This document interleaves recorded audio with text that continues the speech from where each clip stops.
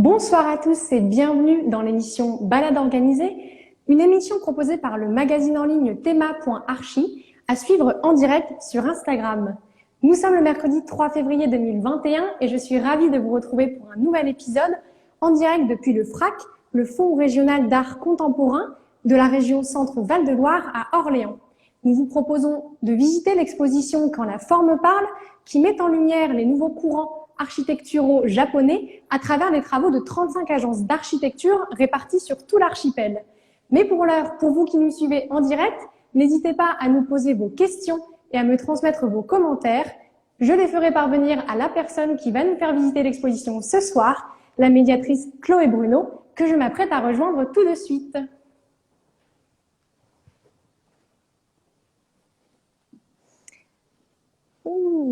Je remets mon masque.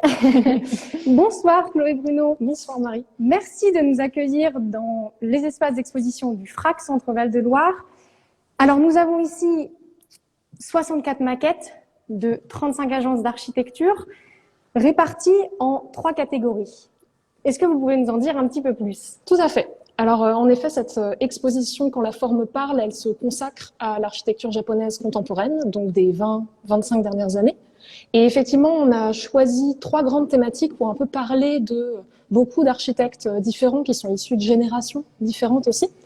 Ces 3 thématiques, ce sont donc forme et environnement, concevoir l'architecture pour la communauté et la relation entre public et privé, qui sont des thématiques qui finalement traversent le travail d'architectes très différents. La volonté de cette exposition, c'est aussi de dessiner un portrait peut-être plus juste de l'architecture japonaise d'aujourd'hui. Et alors que peut-être habituellement, quand on pense architecture japonaise contemporaine, on pense d'abord à Tokyo. Ouais. On a choisi un petit peu d'élargir le spectre finalement et de parler d'architecture dans tout l'archipel. Et puis aussi, en général, architecture, c'est encore une profession qui est très masculine. Oui. Et on a choisi de mettre aussi les femmes à l'honneur. Les femmes, elles sont de plus en plus nombreuses sur les bancs des universités japonaises d'architecture. D'accord. Donc elles sont 13 à être exposées au sein de cette présentation. Donc on met aussi en valeur leur travail à elles aussi. D'accord. Et alors, on a choisi quelques-unes de ces maquettes. Vous avez choisi de nous faire, de faire un focus sur quelques-unes des maquettes, puisqu'on ne pourra pas tout voir. Tout à fait. Ça fait beaucoup de choses à voir. Ouais. Donc, on est obligé d'être très sélectif. Ouais. Voilà. Donc, ce sera un avant-goût plus qu'une présentation exhaustive, forcément. Bien sûr. Et alors, celle-ci en fait partie, pour le coup. Tout à fait. C'est une maquette donc, qui s'inscrit dans la première thématique sur forme et environnement. D'accord. Parce que effectivement, cette question de la nature, elle est très très importante dans la culture japonaise en général, parce que ce lien avec la nature à travers les esprits de la nature, par exemple les kami, c'est l'objet d'un culte, c'est aussi l'objet de beaucoup de représentations artistiques. Il y a l'art des jardins, il y a l'art du bonsaï. Dans les estampes japonaises, on représente beaucoup la nature. Mais la nature au Japon, elle est aussi très dangereuse. Voilà, parce qu'avec les tremblements de terre, avec les tsunamis, c'est une nature qui se fait aussi menaçante. Et donc forcément, ça crée des contraintes aussi pour les architectes. Parce que si vous construisez une architecture sans prendre en compte le risque sismique, votre architecture va peut-être pas durer longtemps. Et donc ce projet-là, il est très intéressant parce qu'il prend en compte cette dimension-là, de la prévention des risques de tremblement de terre. Et c'est aussi un projet qui laisse finalement la nature, le matériau naturel déterminer la forme de l'architecture. D'accord. En fait, ce sont des bureaux qui sont situés à Sano par un duo d'architectes qui s'appelle Studio Velocity. Ouais. D'accord. Et leur projet, c'était de faire des bureaux sur un niveau avec un très grand toit incurvé, donc une grande courbe, sauf que c'est pas évident à obtenir une courbe en architecture. Ouais. Et le choix qu'ils ont fait, ça a été de créer ces grandes poutres de bois lamellées-collées, donc en fait c'est plein de pièces de bois qui sont assemblées. D'accord. Et ces poutres sont en fait trop longues et trop fines pour soutenir leur propre poids. Et donc elles vont naturellement se mettre à ployer et ça crée ces grandes courbes. Chaque poutre est différente, chaque poutre a été testée pour être sûr qu'elle peut résister à de telles contraintes. D'accord. Donc ça crée donc cette très grande surface. Ça fait un peu peur comme ça. Voilà. On se dit mais le toit va nous tomber dessus. Elles ont évidemment, leur résistance a été testée, donc on peut être jusqu'à 150 sur le toit avant que les poutres commencent à appuyer sur les poteaux en cyprès verticaux qui soutiennent le toit en cas de besoin en dessous. Donc c'est tout à fait, on est tout à fait en sécurité sur le toit, il n'y a pas de problème. Et du coup, ça crée une espèce de grande assiette creuse qui crée un espace où on peut déjeuner, se retrouver entre collègues. Donc au final, c'est vraiment un espace de sociabilité au sein de l'architecture. Et alors, cette maquette, elle a pour particularité finalement d'avoir toute une partie symbolique d'une certaine manière. Tout à fait. C'est-à-dire que non, il n'y a Imagé. pas d'énormes pierres suspendues sous l'architecture. En fait, c'est que pour représenter cette réflexion où finalement c'est la gravité, le poids des poutres qui crée la forme, Ouais. et ben les architectes ont choisi de suspendre donc ces pierres en dessous de l'architecture pour que les petites baguettes de la maquette ploient aussi, donc pour nous représenter cette force de la gravité. Donc finalement, c'est une maquette qui est assez pédagogique, parce que, alors qui peut paraître un petit peu intrigante, mais finalement qui explique le processus et toute l'idée derrière l'architecture, tout en nous montrant à quoi elle ressemble. Et alors, vous me précisiez un petit peu plus tôt que les maquettes n'ont pas forcément, on va peut-être aller voir la seconde maquette, mais alors vous me disiez justement que les maquettes n'avaient pas été prévues pour l'exposition, mais qu'il s'agissait du travaux des architectes qui avait été fait en amont au moment de réaliser le projet. Tout à fait. Il y a certaines maquettes qui sont produites spécialement pour l'exposition, mais il y a beaucoup de ces maquettes qui sont des maquettes de travail, voilà, qui représentent vraiment le processus de réflexion des architectes. Et d'ailleurs, en plus des maquettes, on leur a aussi demandé d'écrire des textes qui expliquent ce que c'est leur vision de la forme architecturale. Parce que c'est vrai que c'est souvent une réflexion qu'on a, c'est la question entre forme et usage en architecture. Parfois, la forme est très importante, parfois l'usage l'est davantage. Donc, on leur a demandé à tous d'écrire, en plus de leur maquette, ce que c'est pour eux la forme. Donc, on a comme ça, finalement, un peu l'illustration aussi de leur vision de l'architecture. D'accord. Et alors, en parlant de vision, celle-ci est assez remarquable aussi. Tout à fait. Alors, ce projet s'appelle Le Son du Vent. Expliquez-nous un petit peu en quoi il consiste. Alors, c'est un projet qui est très, très étonnant. Donc par un architecte qui s'appelle Ashizawa Ryuichi.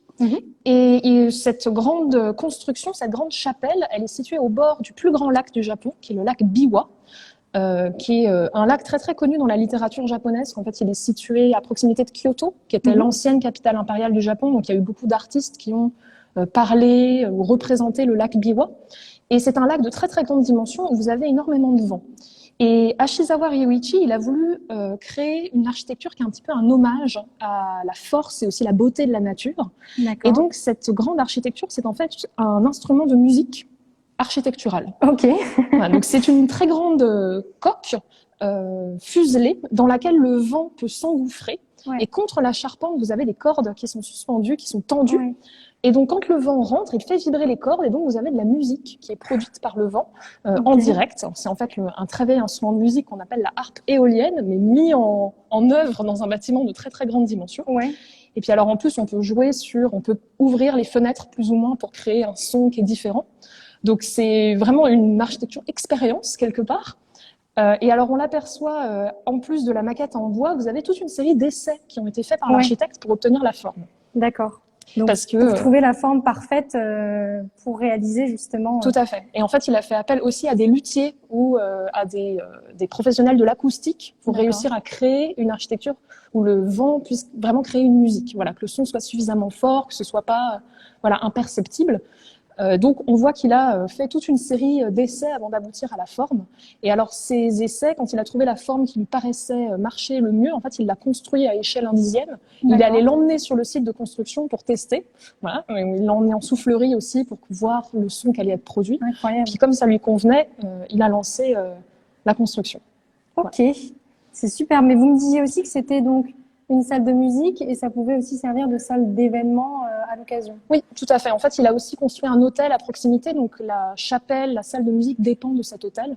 Donc, on peut, par exemple, pratiquer des mariages dans cet espace et on l'aperçoit sur la photographie. Ça donne quand même une très jolie vue, un très joli cadre pour un mariage ou autre chose d'ailleurs. Donc, voilà, un espace qui a des usages un petit peu différents, mais où finalement le spectacle, c'est l'architecture en elle-même. Ouais, en effet.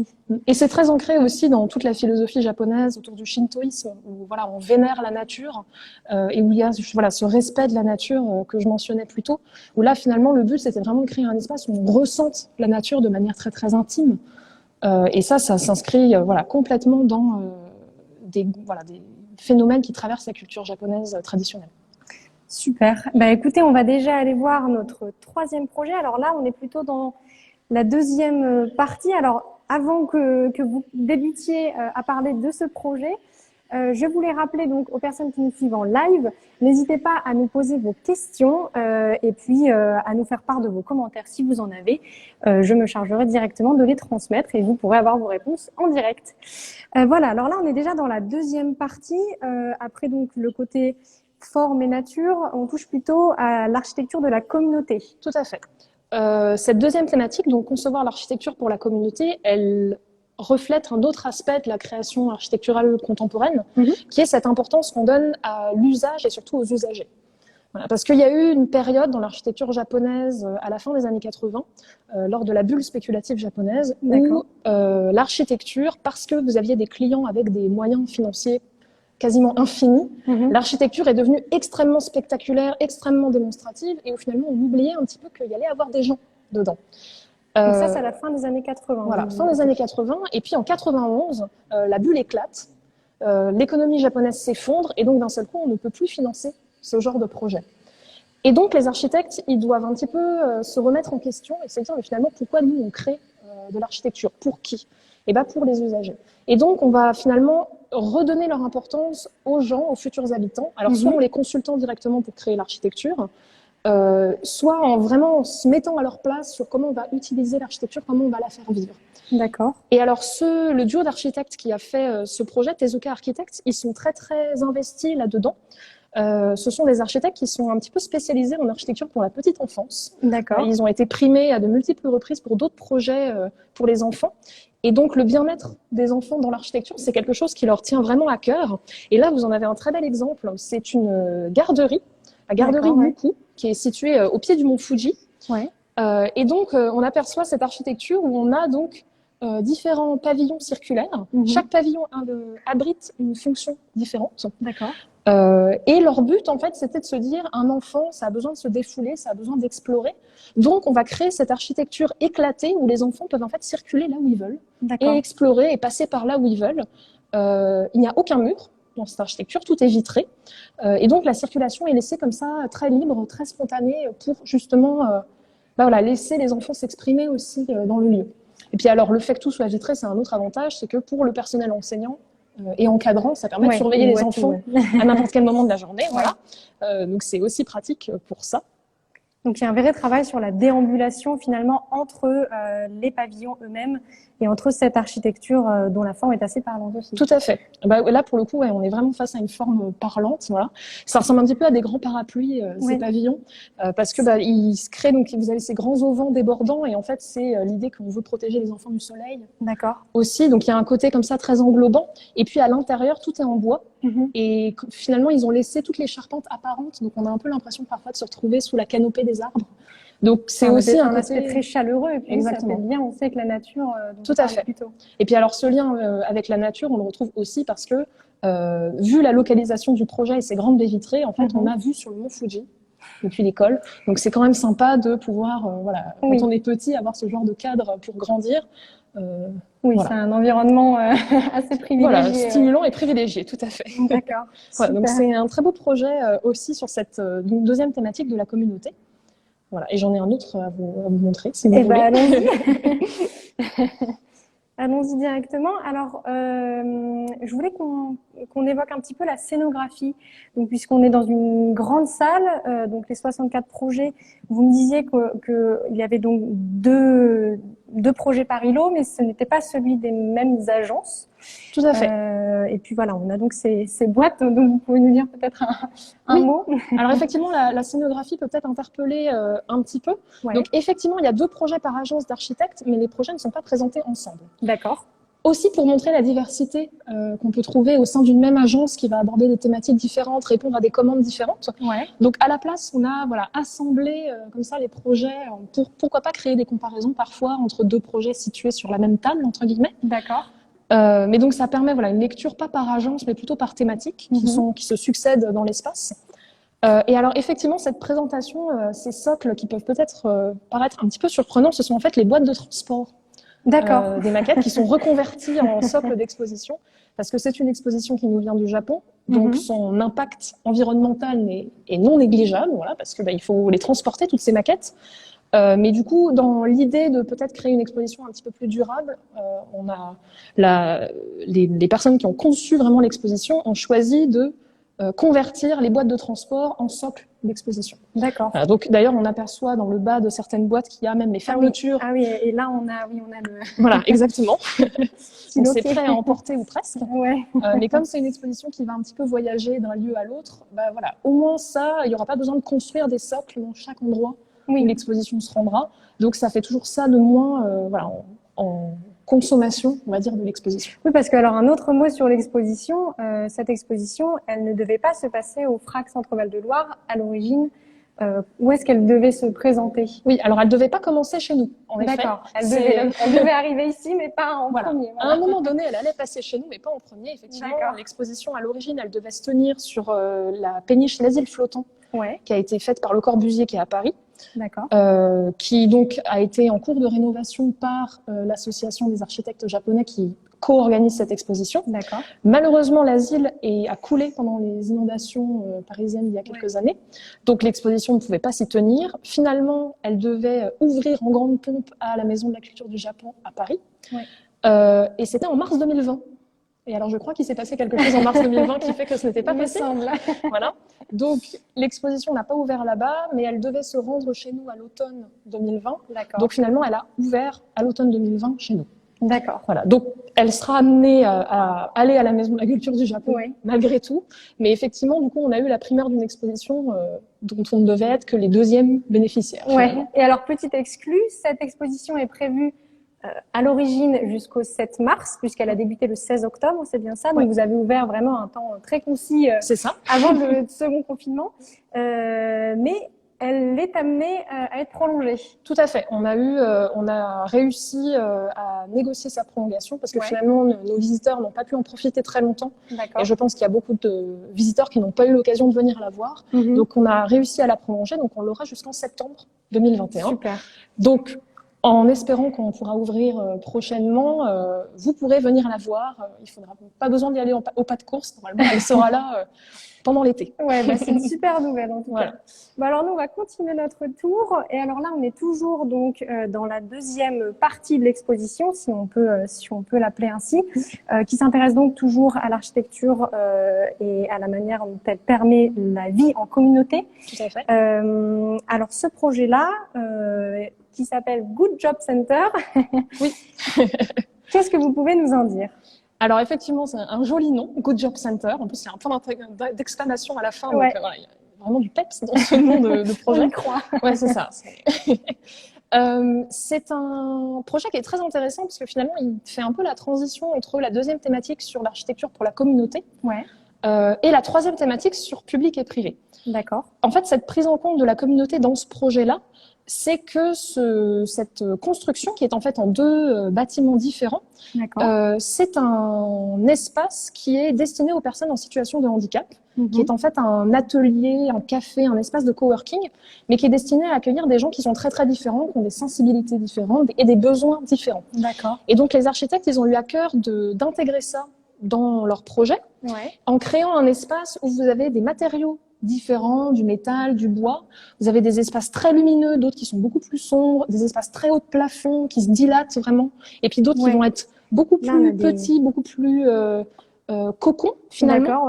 Et donc ça, c'était vraiment dans l'idée d'accueillir des besoins très différents pour tous les usagers qui vont être au sein de cet espace. Donc là, la dimension de communauté, elle est vraiment inscrite dans ce projet parce que c'est pour que les personnes en situation de handicap peuvent suivre des ateliers manuels et ensuite vendre leur production. Donc il y a aussi cette idée par l'architecture, on permet à des gens qui sont parfois stigmatisés, parfois isolés, de s'inscrire dans une vie sociale, de pouvoir s'exprimer par l'art et par le travail, la création. Et puis le côté public-privé, c'est que du coup c'est une architecture avec un programme architectural qui est très très original parce que c'est à la fois un atelier, un café, un espace de coworking, un magasin. Donc forcément il y a du stockage, il y a une galerie d'art. Enfin voilà, il y a beaucoup de choses dans une seule construction. Et ça c'est un peu révélateur de comment la société japonaise a tendance à changer depuis plusieurs décennies. Où avant on avait des architectures un petit peu avec une fonction, une destination qui était soit publique, soit privée, mais pas les deux. Et maintenant, avec tous les changements de société que traverse le Japon, on a beaucoup plus d'architecture plurielle. Vous allez avoir des espaces privés et des espaces publics dans une même construction, et où pour les architectes, le défi, c'est comment est-ce que j'articule tout ça en créant un espace qui est cohérent. Et donc ça, finalement, c'est un très bel exemple de ces nouveaux programmes, à travers une construction qui a une forte dimension communautaire et puis qui est aussi un espace et public et privé. Alors, vous disiez avant, après, il faut peut-être préciser aussi la temporalité des projets qui sont proposés ici. Oui. Est-ce que vous pouvez nous en dire un mot justement? Alors là, l'exposition, elle se consacre à des projets sur les 25 dernières années, depuis 1995. D'accord. Les projets que moi j'ai choisis sont très récents. Voilà. Là, on était en 2018 pour le premier projet, en 2013 pour le deuxième. Ici, on est en 2016. Donc, on est vraiment sur des projets très très récents par des agences d'architectes qui ont tous entre 30 et 60 ans. D'accord. Donc, qui sont en pleine activité. D'accord. Alors, il y a des projets d'architectes qui sont de génération un petit peu antérieure dans l'exposition aussi, qui sont peut-être mieux établis, mieux connus. Voilà, Shu Yendo, ça fait partie de ces architectes-là. D'accord. Voilà, là pour le coup, c'est ma sensibilité qui fait que j'ai aussi envie de montrer des projets de noms peut-être moins connus.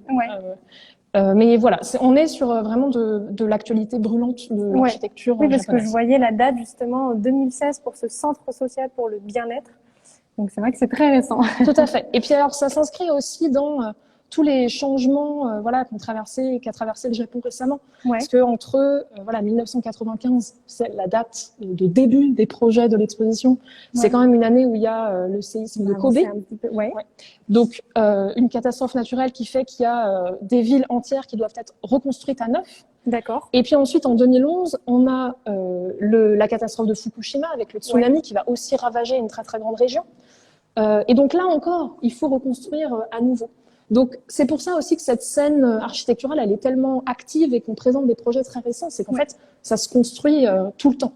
Et d'ailleurs, c'est un peu la transition parfaite pour ce projet-ci, la maison à Miyamoto de Shimadayo, qui me permet un petit peu de parler de ce genre presque de la maison privée au Japon, qui en fait se renouvelle extrêmement rapidement. Une maison privée au Japon, elle dure 25 ans. Ce qui est très court. Ça fait pas beaucoup, Ça fait pas beaucoup. Et vous avez un cycle construction qui est extrêmement rapide où en fait, quand on devient propriétaire d'un terrain ou qu'on récupère le terrain, la maison de ses parents ou de ses grands-parents, on va plutôt avoir tendance à raser la parcelle et à reconstruire à neuf, plutôt que de réinvestir et aménager la maison existante. Le résultat de ça, c'est que les gens, en général, ont l'argent pour se construire une maison dans leur vie. Et du coup, cette maison, ils veulent qu'elle leur corresponde parfaitement. Et donc, vous allez avoir des commandes qui vont être très spécifiques où les gens, en fait, se lâchent, entre guillemets, pour se dire, moi, la maison de mes rêves, c'est ça, et ben, je vais la faire construire pour moi. Et j'y habiterai le reste de ma vie, finalement. Ça, c'est le premier effet. Et puis, le deuxième, c'est que du coup, vous avez des architectes très jeunes qui peuvent accéder à la commande très tôt dans leur carrière et expérimenter et faire leurs premières armes avec des maisons privées. Et donc finalement, c'est un genre architectural qui n'est pas à sous-estimer au Japon. Vous avez beaucoup d'architectes qui ont commencé par là et aussi qui ont fait énormément d'expériences, qui ont découvert beaucoup de choses et qui ont vraiment forgé leur style à travers la maison privée. Et alors justement, cette maison... C'en est une bien particulière. Voilà, c'est aussi pour montrer que quand on commande la maison de ses rêves, parfois ça donne des résultats très surprenants.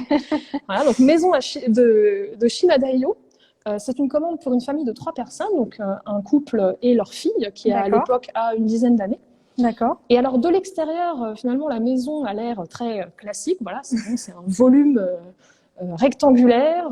Il y a visiblement 2 niveaux de fenêtres, donc on suppose 2 étages. En fait, pas du tout.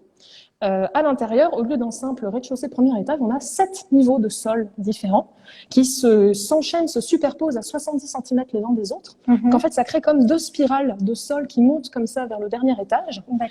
Parce que la commande, c'était, nous, notre maison, on veut qu'on ait l'impression d'être comme dans un studio, où tout est ouvert, où tout communique et où toutes les affaires sont aux yeux et à la vue de tous. Ouais, on le voit d'ailleurs sur les visuels qui sont assez parlants. Tout à fait. On le voit sur les photos, cette accumulation d'objets. Et donc, Shimadayo, il s'est dit très bien, je vais répondre à la commande parfaitement, donc pas d'espace de rangement. Et puis, je vais démultiplier les niveaux de sol, mais du coup, aucun mur, aucune cloison, un espace qui est complètement ouvert, qui est très lumineux aussi, parce que c'est un bâtiment à extérieur métallique avec des ouvertures pratiquées dans le toit aussi, donc lumière zénitale, D'accord, ouais. aucun mur pour l'arrêter, donc un espace qui est très lumineux et qui est aussi très encombré, c'est ce qu'on aperçoit sur les photographies. Mais encombré et à la fois ouvert, c'est un petit peu contradictoire pour le coup. C'est vrai ça. que les deux éléments sont assez... Exactement. Alors après, effectivement, notable. nous, ça nous pose question sur l'usage de cette architecture, parce qu'on aperçoit sur certaines photos que même la salle de bain est ouverte. Oui, là, on voit que la salle de bain est ouverte, en effet. Avec la jolie baignoire qui prend la lumière des cours intérieurs, entre guillemets, du toit. Donc oui, un projet qui est très, très surprenant, mais voilà, quand je vous disais, les commandes au Japon, elles peuvent être très précises, et ben là, on en a un très bon exemple. Alors, on a eu un commentaire, on a eu Ida Mami qui nous dit « Intéressant de souligner ce projet ». Alors, pour le coup, je pense que c'est bien celui-ci, parce que ça aurait pu être aussi un commentaire qui apparaissait au moment de l'autre projet, mais je pense que c'est bien celui-ci. Donc, en effet, ça n'a pas interpellé que vous. Voilà, donc c'est pour vous montrer qu'il y a des choses aussi très surprenantes, même si finalement, dans notre œil à nous, ça paraît très, très étonnant, une maison complètement ouverte comme ça, alors que finalement, si on remonte un petit peu plus loin dans l'histoire de l'architecture japonaise, la maison japonaise, traditionnellement, c'est un espace qui est très modulable, aussi, qui est très ouvert et où, selon les besoins qu'on a, on va mettre des cloisons, mettre des paravents, voilà, les fameuses des shoji, donc ces portes avec du papier.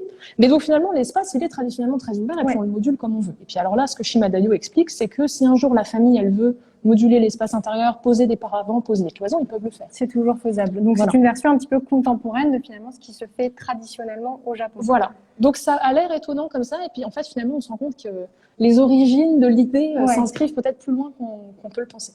Pour le coup c'est vraiment génial. Alors on est donc au FRAC Centre Val de Loire, je voulais vous le repréciser. On vous présente quelques projets, il y en a beaucoup plus à venir voir une fois que les espaces seront ouverts.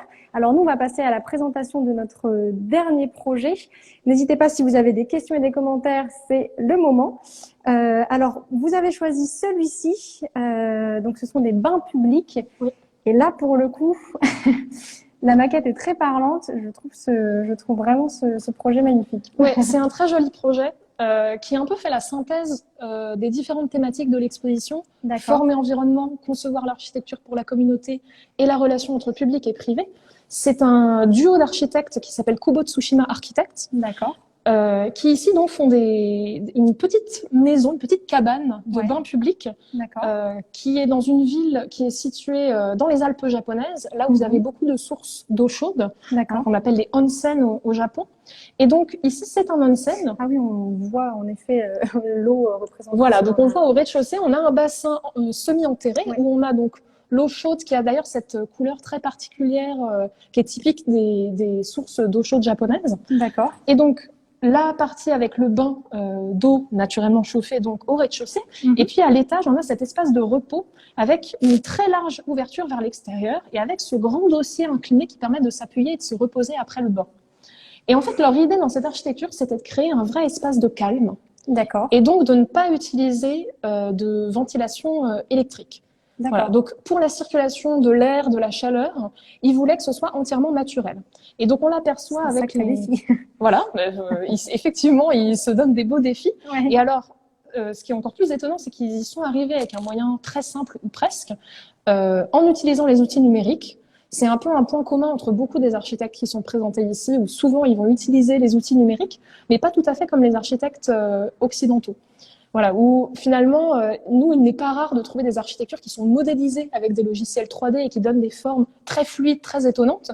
Au Japon, on le voit ici avec ce projet, il aurait pu être dessiné papier-crayon de manière très simple, mais derrière, la réflexion, elle est faite avec les logiciels numériques, puisque la circulation de l'air et de la chaleur, elle a été optimisée grâce à ces logiciels. Et en fait, vous avez une ouverture qui est pratiquée sur le côté de l'architecture, l'air rentre à l'intérieur, avec la chaleur de l'eau, l'air va naturellement monter et s'échapper par les ouvertures du toit.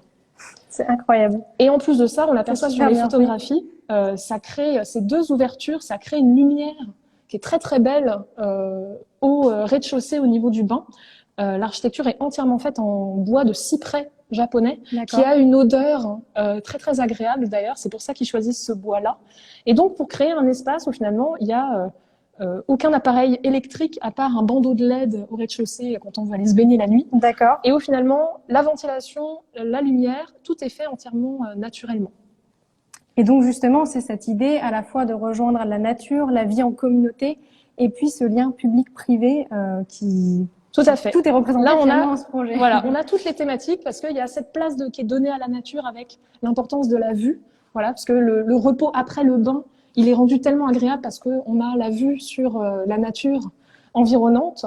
On a la dimension communautaire parce que c'est l'idée vraiment de créer les onsen. Traditionnellement, c'est vraiment des lieux de sociabilité au Japon. C'est des lieux pas seulement où on se baigne, c'est aussi où on se rencontre, où on discute, où on échange. D'accord.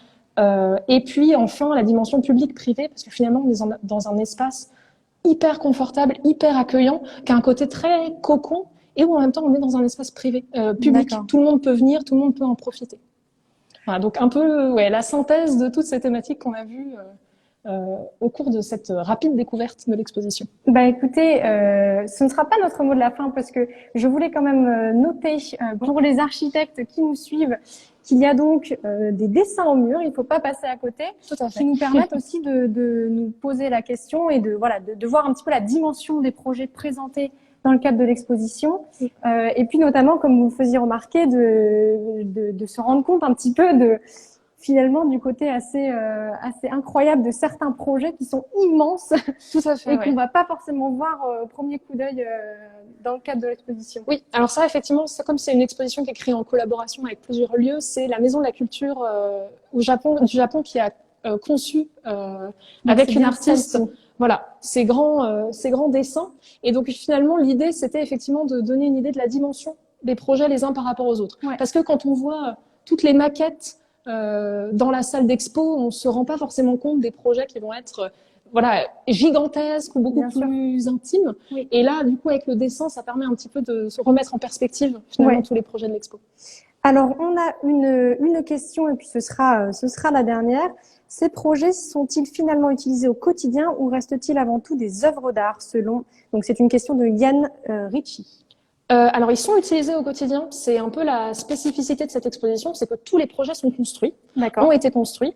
Vous avez 1 ou 2 projets qui sont encore en cours de construction, mais finalement, ils sont tous destinés à être utilisés et aussi à vivre et à vieillir et à évoluer au fur et à mesure que les gens se les approprient et ils font toutes les activités pour lesquelles les architectures ont été dessinées. Super. Bah écoutez, merci beaucoup pour cette visite. Avec plaisir. Elle touche à sa fin. Malheureusement, on n'aura pas eu le temps d'en voir plus de projets, mais évidemment, c'est bien l'objectif pour vous de venir voir cette exposition quand elle aura rouvert. Merci à tous. Merci à Chloé Bruno, évidemment, qui a su nous guider parmi les travaux de ces 35 agences d'architecture, au FRAC Centre Val-de-Loire pour son chaleureux accueil dans ces espaces, à Marine Bichon qui a permis la mise en place de cette visite. Et puis du côté de Théma Prod, je remercie Clémence Roquebert et Thomas Blancard à la caméra et Anaïs Chaumier qui est aux commentaires. Merci à vous de nous avoir suivis. On vous souhaite une très belle soirée et on vous dit à très vite pour une nouvelle balade organisée. Salut!